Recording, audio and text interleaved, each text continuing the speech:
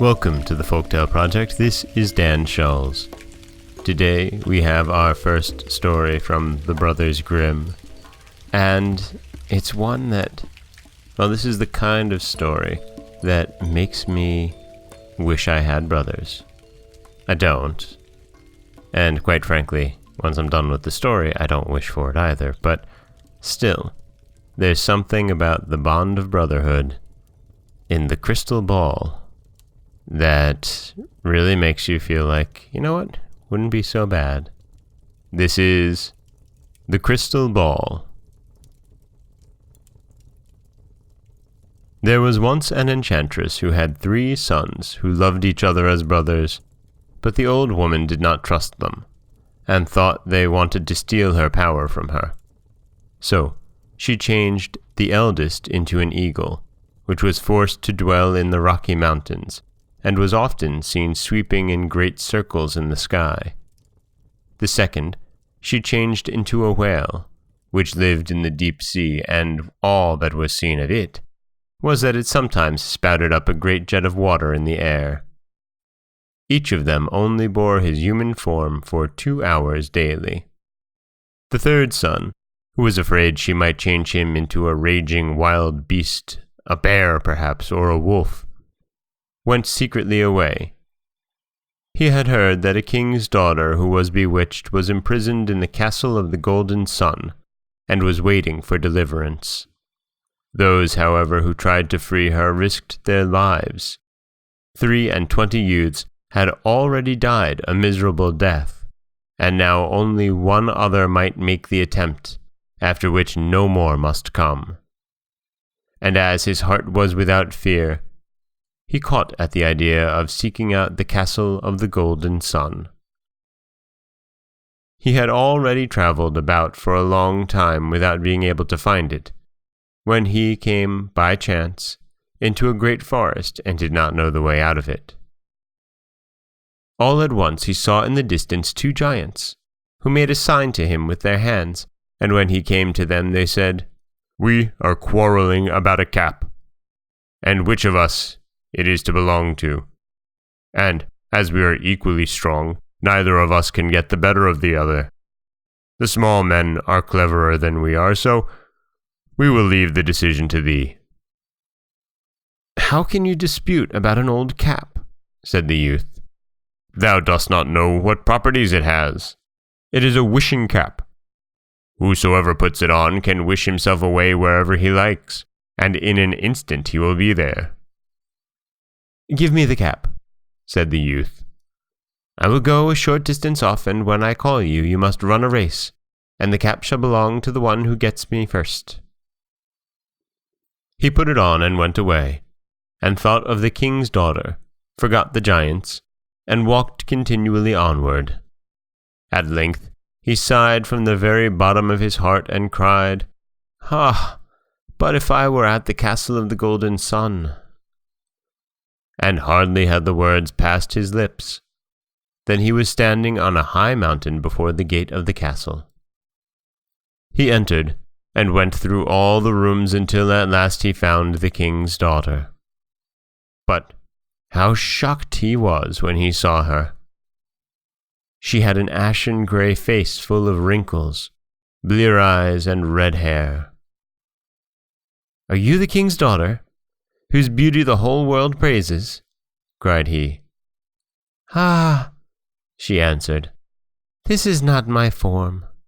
Human eyes can only see me in this state of ugliness, but that thou mayest know what I look like.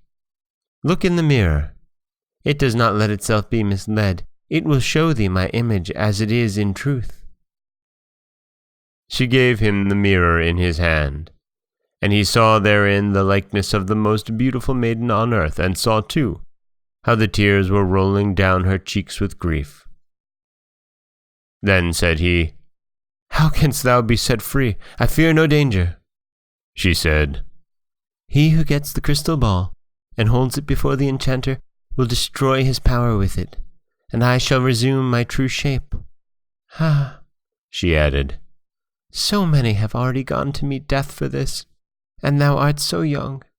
I grieve that thou shouldst encounter such great danger." "Nothing can keep me from doing it," said he. "But tell me what I must do." "Thou shalt know everything," said the king's daughter. "When thou descendest the mountain on which the castle stands, a wild bull will stand below by a spring, and thou must fight with it. And if thou hast the luck to kill it, a fiery bird will spring out of it, which bears in its body a burning egg, and in the egg the crystal ball lies like a yolk. The bird will not, however, let the egg fall until forced to do so, and if it fall on the ground it will flame up and burn everything that is near, and melt even ice itself, and with it the crystal ball, and then all thy trouble will have been in vain." The youth went down to the spring where the bull snorted and bellowed at him. After a long struggle, he plunged his sword in the animal's body and it fell down.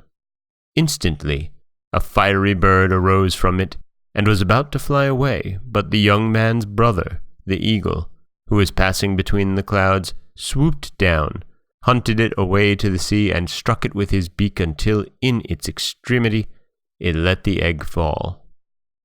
The egg did not, however, fall into the sea, but on a fisherman's hut, which stood on the shore, and the hut began at once to smoke and was about to break out in flames.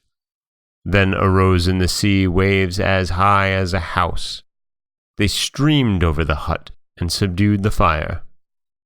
The other brother, the whale, had come swimming to them, and had driven the water up on high. When the fire was extinguished, the youth sought for the egg and happily found it. It was not yet melted, but the shell was broken by being so suddenly cooled with the water, and he could take out the crystal ball unhurt. When the youth went to the enchanter and held it before him, the latter said, "My power is destroyed, and from this time forth thou art the king of the castle of the golden sun. With this canst thou likewise give back to thy brothers their human form." Then the youth hastened to the king's daughter, and when he entered the room, she was standing there in the full splendor of her beauty, and joyfully they exchanged rings with each other.